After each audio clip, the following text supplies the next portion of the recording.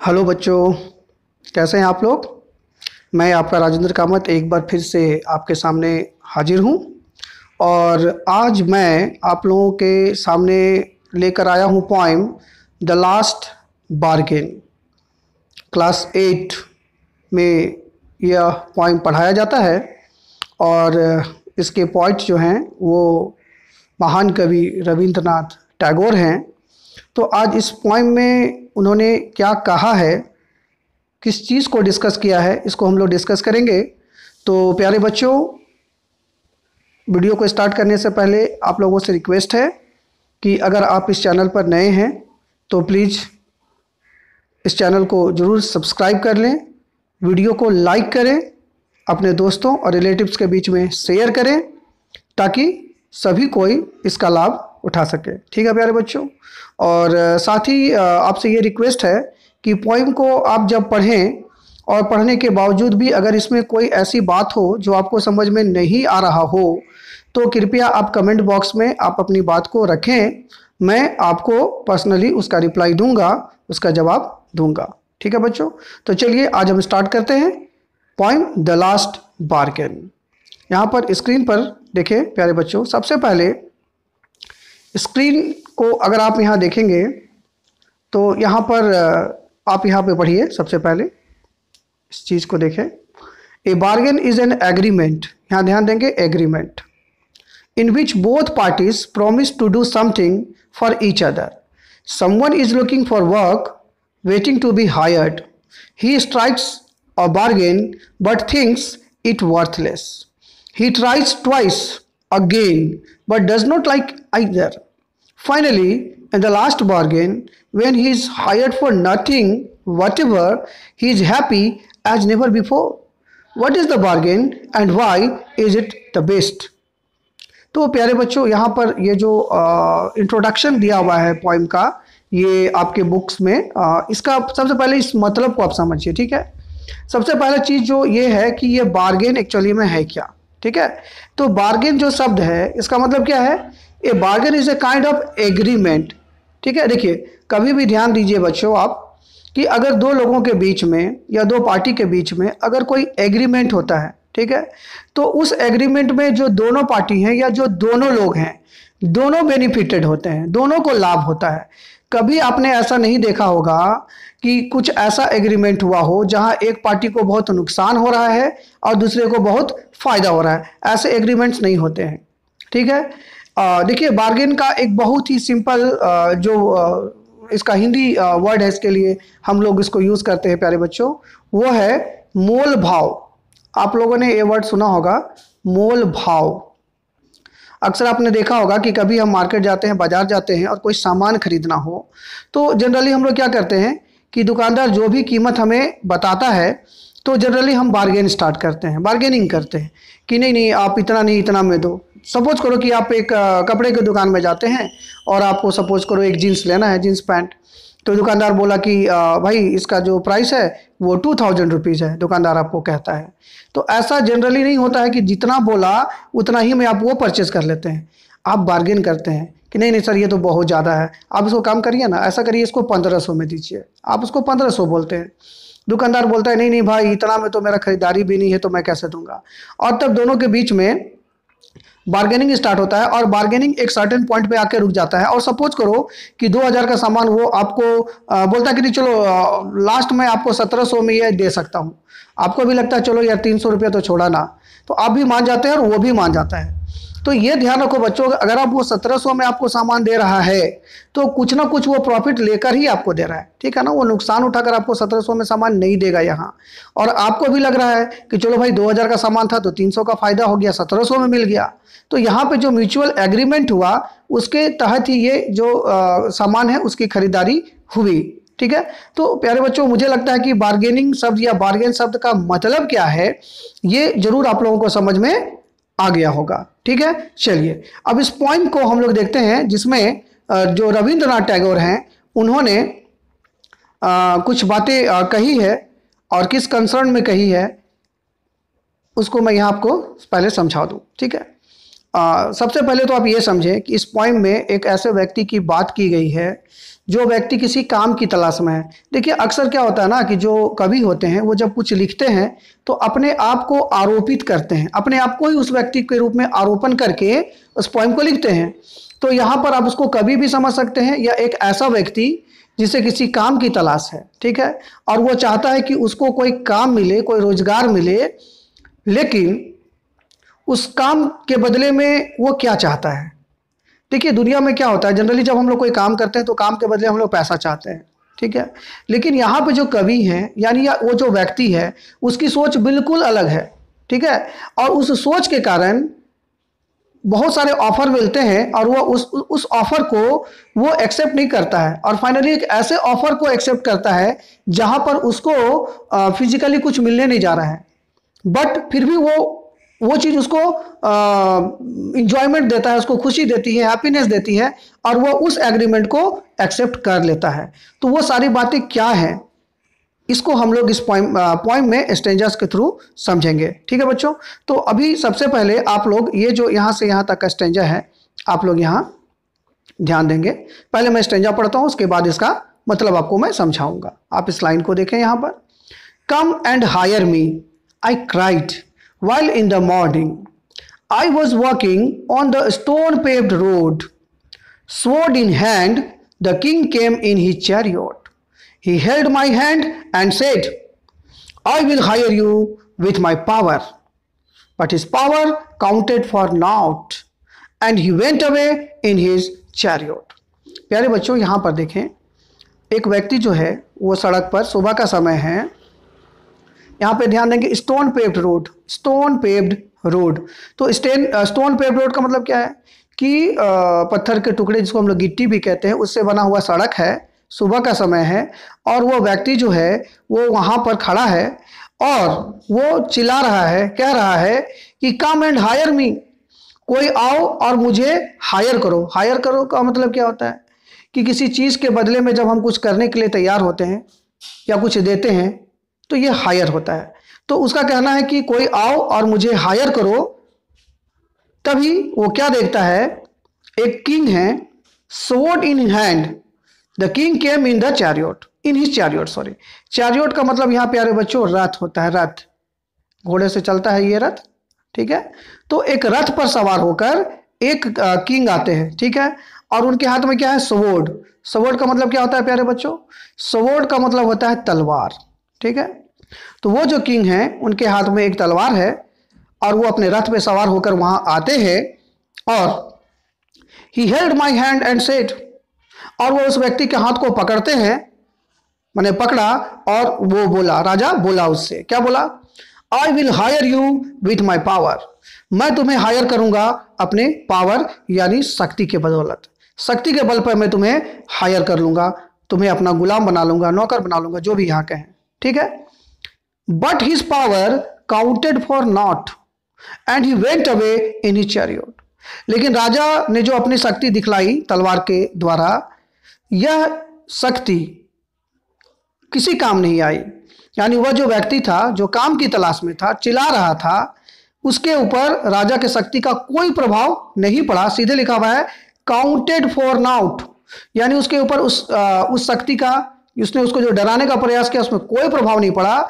और जब उसने, राजा ने देखा कि उस व्यक्ति पर उसके शक्ति का कोई प्रभाव नहीं पड़ रहा है तो राजा अपने रथ में बैठकर चले गए। यानी यहाँ पर जो पावर है, पावर के द्वारा उस व्यक्ति को हायर नहीं किया जा सका है, यानी उस व्यक्ति ने पावर को रिफ्यूज किया, पावर से डरा नहीं और अपने आप को हायर्ड नहीं होने दिया शक्ति के कारण, ठीक है। देखिए यहाँ पर एक बात है प्यारे बच्चों, यहाँ पे ध्यान दें, वह व्यक्ति एक्चुअली में क्या चाह रहा है, वो व्यक्ति कुछ ऐसा चाह रहा है जो इमॉर्टल हो, जो पैरिसेबल नहीं हो, जो नश्वर ना हो, ऐसी चीज चाह रहा है। और ऐसी चीज फ्रीडम या आज़ादी, चीयर, ऑनेस्टी या गुड वर्च्यूज, अच्छे गुण होते हैं जो उसको चाहिए। उसको पता है कि ये जो शक्ति है, ये जो ताकत है, ये जो राजा है आज बहुत ताकतवर है, लेकिन कुछ वर्षों के बाद ये ताकतवर नहीं रह जाएगा, उसकी शक्ति उससे छीन हो जाएगी, क्योंकि दुनिया में कितना भी बड़ा ताकतवर आदमी आया हो, एक ना एक दिन उसकी शक्ति समाप्त हो ही जाती है, ठीक है बच्चों, तो इसलिए शक्ति के बल पर यहां पर उस व्यक्ति को हायर नहीं किया जा सका। ठीक है, अब हम लोग बढ़ते हैं नेक्स्ट स्टेंजा। आप यहां देखेंगे प्यारे बच्चों, आप यहां से देखें इस स्टेंजा को देखें। In the heat of the mid day the houses stood with shut doors. I wandered along the crooked lane. An old man came out with his bag of gold. He pondered and said, I will hire you with my money. He weighed his coins one by one, but I turned away. अब आगे क्या हुआ प्यारे बच्चों, आप यहां पर देखें, जो सेकंड स्टेंजा है पोएम का, यहां पे आप देखिए इसको। आगे यहां पे क्या हुआ, in the heat of the mid day, mid day का मतलब दोपहर का समय। अब दोपहर का समय हो चुका था। The houses stood with shut doors, जो घर थे उसके जो दरवाजे थे वो बंद हो चुके थे, लोग घरों में आराम कर रहे थे। I wandered along the crooked lane, यहाँ पे क्रूक्ड लेन बोला गया किसको, यानी उस लेन, उस पथ, उस रास्ते पर कोई भी व्यक्ति दिखाई नहीं पड़ रहा था, और वैसे रास्ते पर वह व्यक्ति वॉन्डर्ड यानी भटक रहा था, काम की तलाश में, अपने आप को हायर्ड होने की तलाश में। ठीक है, तभी उसने क्या देखा, an old man came out with his bag of gold, एक बूढ़ा व्यक्ति वहां आया और उसके पास क्या था, गोल्ड, सोने के सिक्कों से भरी हुई एक थैली थी। ठीक है, ही पॉन्डर्ड एंड सेड, वो वहां पर आया और उसने मुझसे कहा, मुझसे मतलब उस व्यक्ति से, यानी कभी भी आप समझ सकते हैं, या उस व्यक्ति जो काम की तलाश में वहां पे भटक रहा था, क्या बोला, I will hire you with my money. उस बूढ़े ने उस व्यक्ति से कहा कि वह उसको हायर कर लेगा। कैसे कर लेगा, तो विथ हिज मनी, अपने मनी, पैसा, दौलत, धन, वेल्थ, जो भी कहें, उससे उसको हायर कर लेगा। He weighed his coins one by one, और उसने उस थैले को वहां पे सामने उलट दिया, सोने के सिक्कों का ढेर लगा दिया। बट आई टर्न्ड अवे, लेकिन मैंने, यानी उस व्यक्ति ने उस सिक्कों की तरफ देखा भी नहीं और वहां से मुड़कर आगे बढ़ गया। कहने का मतलब क्या है, यहाँ पे जो दौलत है, यहाँ पे जो सोना है, ठीक है, उसके द्वारा भी उस व्यक्ति को खरीदा नहीं जा सका, हायर नहीं किया जा सका। तो पहली जो चीज थी जिसको उस व्यक्ति ने रिफ्यूज किया वो था पावर, जो राजा ने अपने तलवार के बल पे उसको दिखाया। दूसरी चीज जिसने उसको खरीदने की कोशिश की वो थी वेल्थ, यानी धन, दौलत, मनी, सोना, गोल्ड, जो भी कहे, और इसका भी उस व्यक्ति पर कोई भी प्रभाव नहीं पड़ा और वो वहां से आगे बढ़ चला। ठीक है, नेक्स्ट स्टेंजा में पढ़ते हैं। यहां पर आप नेक्स्ट स्टेंजा देखें बच्चों, ये नेक्स्ट स्टेंजा यहां देखें। It was evening, the garden hedge was all of flower, the fair made came out and said, I will hire you with a smile. Her smile paled and melted into tears, and she went back alone into the dark. प्यारे बच्चों यहाँ पर देखें क्या हुआ। अब वो व्यक्ति आगे बढ़ता रहा and it was almost evening. शाम का समय हो चुका था। ठीक है, अब उस शाम के समय the garden hedge was all of flower. वह एक ऐसे जगह पे पहुंचा जहां पर एक गार्डन था, बगीचा था।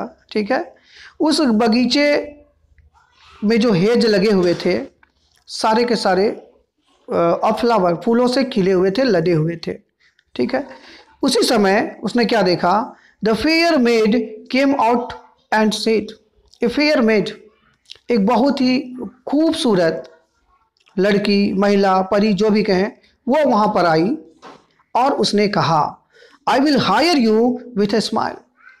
उसने उस व्यक्ति से कहा कि मैं तुझे या तुम्हें खरीद लूंगी या हायर कर लूंगी अपने स्माइल के बल पर। यानी उस महिला को, उस खूबसूरत लड़की को ये घमंड था कि उसकी खूबसूरती से कोई भी प्रभावित हो सकता है, और उसने अपनी खूबसूरती से उस व्यक्ति को प्रभावित करने की कोशिश की और कहा कि मैं तुम्हें अपनी खूबसूरती के बल पर, अपने स्माइल के बल पर हायर कर लूंगी। लेकिन her smile पेल्ड and melted into tears, this is very important line बच्चों। ठीक है, हर स्माइल पेल्ड, लेकिन उसकी जो मुस्कुराहट थी वो पेल्ड का मतलब होता है उदासी में बदल जाना, छिन्न हो जाना, पीला पड़ जाना। उसकी जो स्माइल थी वो धीरे धीरे चेहरे से खत्म हो गई और ऐसा लगा मानो मेल्टेड इनटू टीयर्स, और उसकी आंखों से आंसू बह चले। यानी उसने ये जब देखा कि उसकी खूबसूरती का उस व्यक्ति पे कोई प्रभाव नहीं पड़ रहा है तो वो उदास हो गई, उसके आंखों से आंसू बह निकले। And she went back alone into the dark, और फिर वो अंधेरे में गुम हो गई, चली गई। यानी यहां पर हमने क्या देखा प्यारे बच्चों? तीसरी चीज जिसके द्वारा उस व्यक्ति को खरीदने की कोशिश की गई है वो है ब्यूटी। अब ये तीनों चीज उस व्यक्ति को नहीं खरीद पाए, ना तो पावर, ना तो वेल्थ, और ना ही ब्यूटी। क्यों नहीं खरीद पाए? तो यहाँ पर ये सिंपल सी बात है कि वो जो व्यक्ति है उसको ये पता है कि ये तीनों चीज़ें जो हैं ये क्षणभंगुर है, नश्वर है, ब्रिटल है, क्योंकि ये समाप्त होने वाले हैं।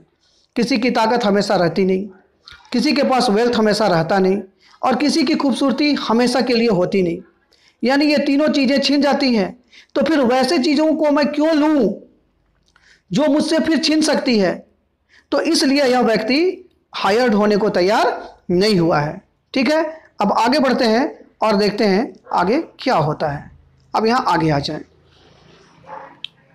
यहाँ से देखेंगे प्यारे बच्चों। The sun glistened on the sand and the sea waves broke waywardly. Glistened का मतलब यहाँ चमकना है, ठीक है, चमचमाना, ब्रिटल, ब्राइटनेस के साथ। ठीक है, तो प्यारे बच्चों यहाँ पे क्या कहा गया? The sun glistened on the sand, यानी सूर्य की किरणें बालू पर पड़कर चमचमा रही थी। And the sea waves broke waywardly, समुद्र की लहरें, समुद्र की जो लहरें हैं समुद्र तट से टकराकर चकनाचूर हो रही थी। ब्रोक वेववार्डली, ठीक है, यानी समुद्र का किनारा था, सूरज की मध्यम रोशनी बालू को सुनहला गोल्डन कलर प्रोवाइड कर रही थी। समुद्र में जो लहरें उड़ रही थी समुद्र तट से टकराकर चूर होकर फिर पुनः वापस पानी में ही मिल जा रही थी।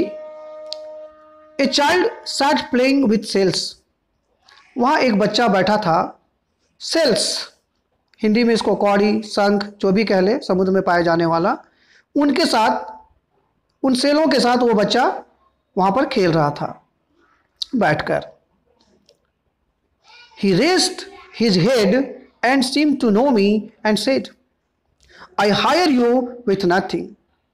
उस बच्चा ने अपना सर ऊपर किया, ऐसा मुझे जान पड़ा कि वो मुझे जानता है, यानी उस व्यक्ति को, यानी कवि को वो जानता है। और उसने कहा, I hire you with nothing. उसने कहा कि मैं आपको हायर कर सकता हूं, लेकिन मेरे पास आपको देने के लिए कुछ भी नहीं है।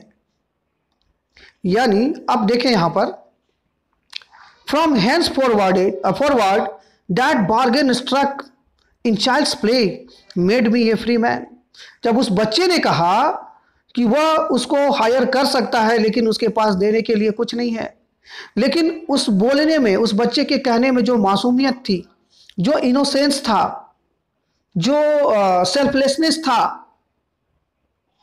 उसने उस व्यक्ति के दिल को जीत लिया। यही तो वो चाहता था। उसको क्या चाहिए थी? हैप्पीनेस, खुशी, चीयर। उसको क्या चाहिए था? उसको ऐसा चीज चाहिए था जो उससे कोई छीन ना सके। तो उसको जो खुशी उस बच्चे के द्वारा, उसके स्माइल के द्वारा, उसके इनोसेंस के द्वारा जो मिला, उसने उसके दिल को जीत लिया। और तब उस व्यक्ति ने यह कहा, उसको यह महसूस हुआ कि वास्तव में उसको अगर कोई हायर कर सकता है तो इस छोटे से बच्चे की निश्चल मुस्कान, निश्चल वाणी उसको हायर कर सकती है। और वो हायर्ड होने के लिए यहाँ तैयार भी हो गया। यानी उसने इस डील को यहाँ एक्सेप्ट कर लिया, इस बार्गेन को उसने यहाँ एक्सेप्ट कर लिया। ठीक है, और वो उस बच्चे के साथ वहाँ खेलने लगा। और उस समय उसको ऐसा लगा कि वह दुनिया का एक सबसे स्वच्छंद, सबसे फ्री इंसान है, जिसके ऊपर कोई वरी, कोई बर्डन, कोई ग्रीवांस नहीं है। आज वह अपने आप को पूरी तरह से आज़ाद महसूस कर रहा था उस बच्चे के मिलने के बाद। तो प्यारे बच्चों, आपने यहाँ देखा, आपने क्या देखा? आप यहाँ पर देख रहे हैं कि दुनिया की सारी जो चीज़ें थी, चाहे वो पावर हो, वेल्थ हो, ब्यूटी हो, उस साधारण से इंसान को खरीद नहीं सकी। लेकिन एक छोटे से बच्चे की ईमानदारी, honesty, innocence, love, sympathy, smile, इन छोटी छोटी चीज़ों ने, इस छोटे छोटे गुण ने उस व्यक्ति को इतना प्रभावित कर दिया कि वह अपने आप को उस बच्चे का गुलाम, सर्वेंट, जो भी कहे, बनने को वो राजी हो गया। तो इस दुनिया में वास्तव में अगर आप चाहते हैं किसी को फॉरएवर अपना बनाना, तो आपको ना तो पैसों की ज़रूरत है, ना तो बल की ज़रूरत है, और ना किसी खूबसूरती की ज़रूरत है। आपका व्यवहार, आपका विचार, आपके आदर्श, आपकी मासूमियत, आपकी ईमानदारी, ये सारे गुण पर्याप्त हैं किसी को हमेशा के लिए अपना बनाने के लिए। ठीक है, तो इस छोटे से पोएम के माध्यम से रविन्द्रनाथ टैगोर ने हमें एक महान, एक ग्रेट मैसेज देने की कोशिश की है। क्योंकि हम देखते हैं कि ये जो पूरा वर्ल्ड है प्यारे बच्चों, ये जो पूरी दुनिया है, आज लोग पीड़ित हैं, सफ़र कर रहे हैं, बहुत सारी समस्याओं से, प्रॉब्लम से, बीमारियों से वरीड हैं, डिप्रेस्ड हैं। क्यों? और इन सब का कारण है ये तीन चीज़ें, पावर, वेल्थ एंड ब्यूटी। हर इंसान आज इन चीज़ों को पाने के लिए उसके पीछे पड़ा हुआ है, अपने पूरे लाइफ को स्पेंड कर रहा है, लेकिन फिर भी उसको खुशी नहीं मिल रही है। हम दौलत कितना भी कमा ले, दौलत से खुशी नहीं मिल सकती। हमारे पास पावर कितना भी हो जाए, उस पावर से हमें सच्ची खुशी नहीं मिल सकती। कितनी भी खूबसूरत चीज़ें हमारे पास आ जाएं, उनसे हमें वो एहसास, वो फीलिंग नहीं मिल सकता। तो फिर हमें चाहिए क्या? हमें चाहिए एक निश्चल प्रेम, एक ऐसा व्यक्ति, एक ऐसा चीज़ जो हमें अंतरात्मा को, हमारे अंतरात्मा को खुशी दे और हमें इस लायक बनाए कि हम इन सारी चीज़ें, ये जो अर्दली चीज़ें हैं, ये जो फिजिकल चीज़ें हैं, इनके पीछे हम ना भागें। और जिस दिन ऐसा होगा, जैसा कवि ने इस पोएम में बताया है, जिस तरह का नेचर उस व्यक्ति के अंदर बताया गया है, जिस दिन ऐसा होगा उस दिन इस पूरे वर्ल्ड के लिए एक सुनहरा, एक गोल्डन दिन होगा। और तब पूरा दुनिया खुशियों से भर जाएगा, सारे लोग खुश हो जाएंगे, उनकी सारी जो समस्याएं हैं वो हमेशा के लिए मिट जाएंगी। ठीक है प्यारे बच्चों, अभी देखिए इस पॉइंट को मैंने आपको स्टेंजा बाय स्टेंजा बता दिया। और अगर इन शॉर्ट इसका मैं समरी आपको कहूँ प्यारे बच्चों, इसका समरी भी मैं आपको अभी रिटर्न में यहाँ पर अभी वीडियो क्लास में प्रोवाइड करूँगा, तो आप उसको पढ़ भी लीजिएगा ठीक से। इसका स्क्रीनशॉट ले सकते हैं और उसको आप नोट डाउन कर सकते हैं, अपने एग्जामिनेशन के लिए प्रिपेयर हो सकते हैं। तो इस छोटे से पॉइंट में एक्चुअली इसका समरी मैं जल्दी से आपको बता देता हूँ, क्योंकि we are actually studying here the English subject and teaching of a thing of English is completely in Hindi is not good, I think so. So we should also try to speak some lines, we should also try to write some lines, whatever is given in the books. Okay, so dear children, this poem actually has been written by the great poet of India, Ravindranath Tagore, the first Nobel Prize winner of our country. And by the help of this poem, actually he wanted to give us a great message. Actually he wanted to tell us that happiness lies not in earthly things. Happiness does not lie in physical things, but happiness lies in our soul. It found in our soul, not in outer world. And we the people always trying to run behind of things which have no worth, no value, which the things are perishable.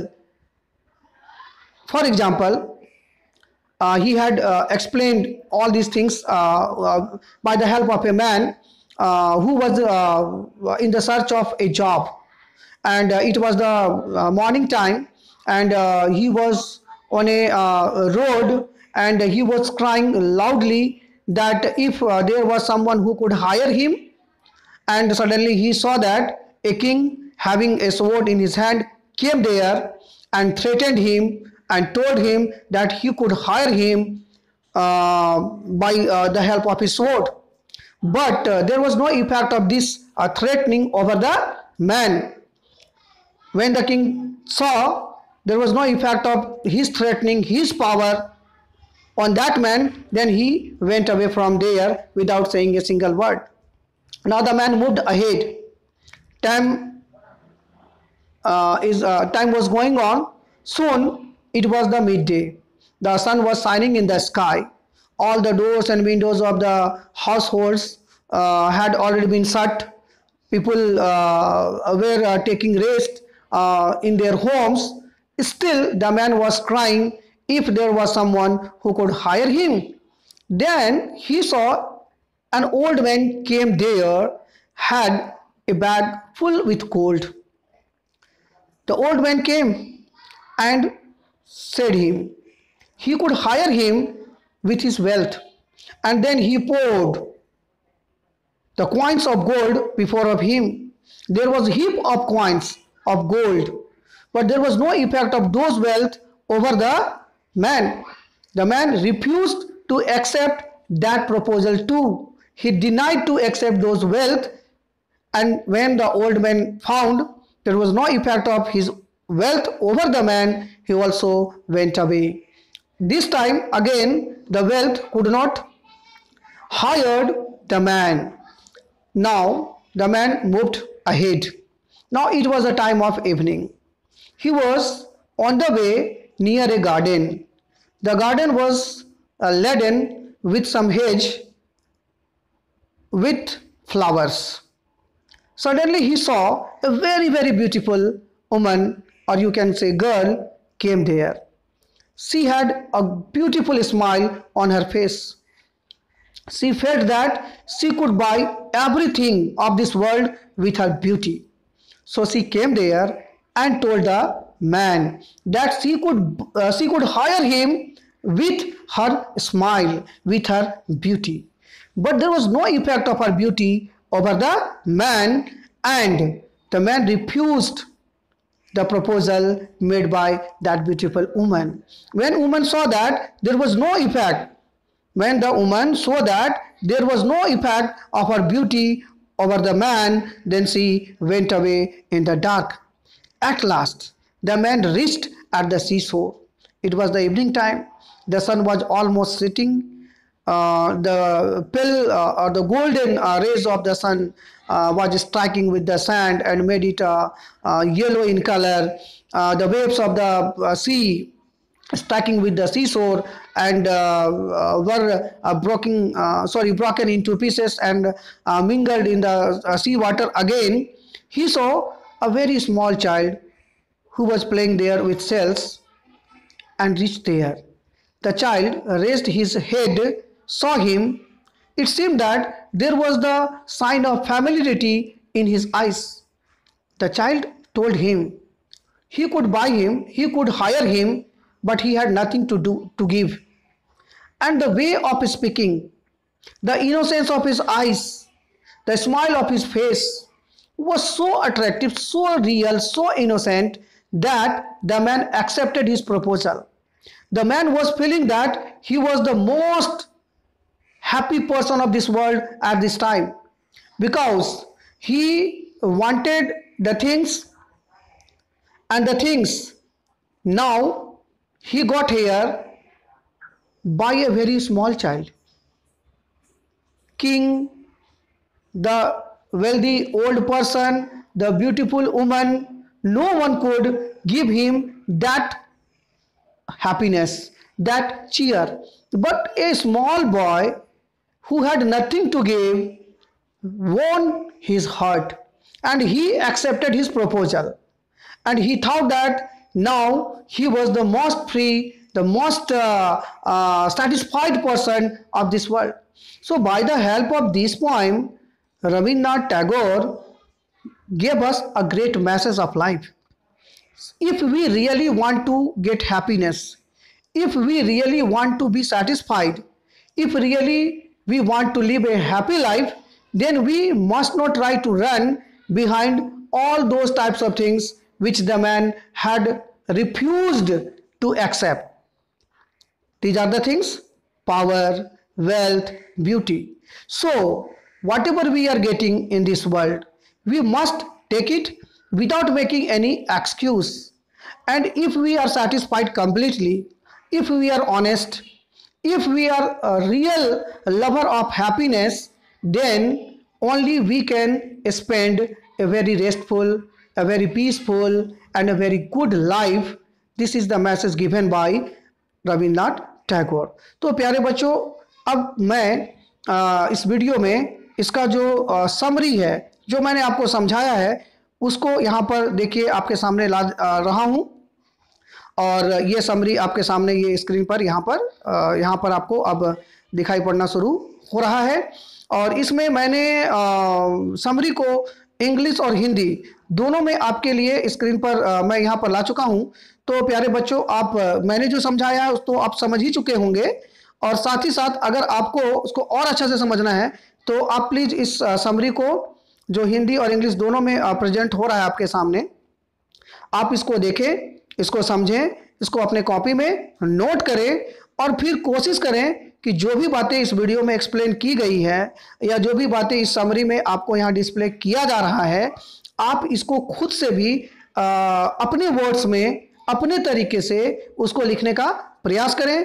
और लिखने के बाद हो सके तो इस तरह का जो भी चीज़ें आपके मन में आ रही है इसके ऊपर आप अलग से कोई एक आर्टिकल प्रिपेयर करें और आप ये समझने का प्रयास करें कि वास्तव में रविन्द्रनाथ टैगोर ने जो बातें आपको समझाने का प्रयास किया है आप उसको पूरी तरह से समझ गए हैं। ठीक है प्यारे बच्चों, तो उम्मीद करता हूं कि ये वीडियो आपके लिए काफ़ी यूजफुल होगा।